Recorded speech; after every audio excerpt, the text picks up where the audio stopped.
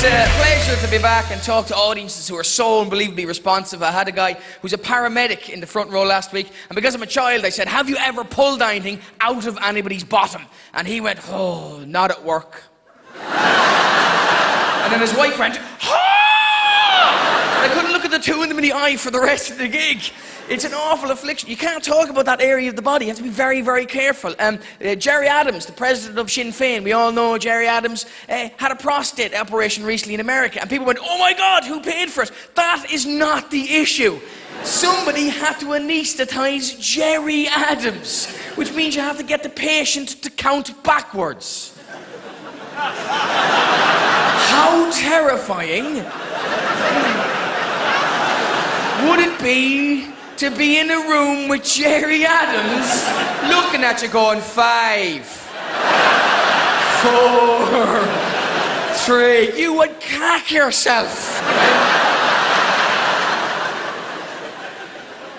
And last time I was in Edinburgh, I went to a football match. I have to tell you about this. I was frisked walking in. That freaked me out. I've never been frisked going into a match in my life. I go to Gaelic sports in Ireland. You can bring anything into a Gaelic games ground. You can bring a javelin into Croke Park Stadium.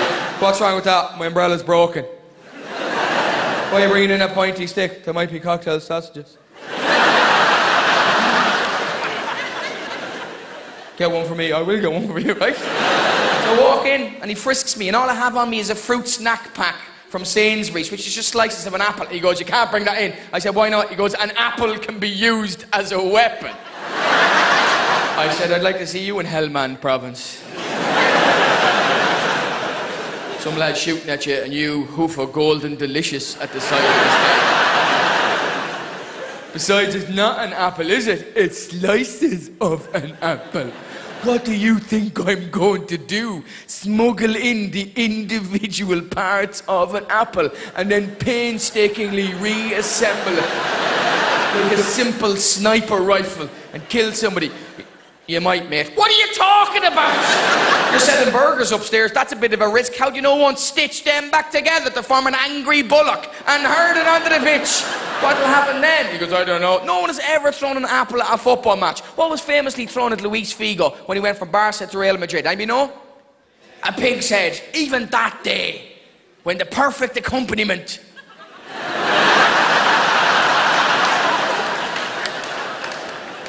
to the pig's head would have been an apple. No one threw an apple. I'd love to throw an apple at a football match. Man United, Liverpool, hoof it onto the pitch, see what would happen. David Moyes wouldn't know what it was because he's Scottish and it's fruit and it's not part of your diet. Let's be honest. Luis Suarez would take a massive bite out of the apple. Wayne Rooney would hear a Granny Smith was nearby and try to shag it. So,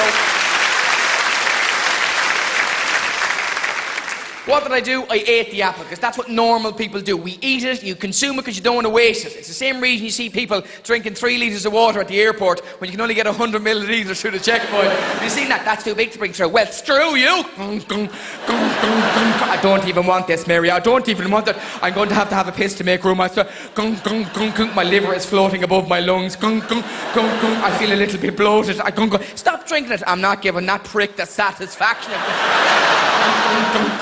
Which is fine for water. My friend used up all his deodorant at the checkpoint one day. It was the size of a Shetland pony. You can't bring that in. Well, screw you.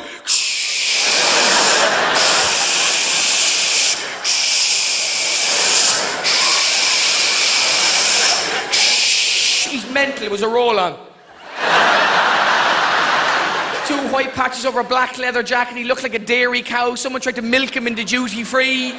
Didn't care. He didn't sweat for 2.5 weeks. Had his own row of seats to himself on the Ryanair plane. Shouldn't have been let on the plane. He was flammable at this point. You shouldn't be let on.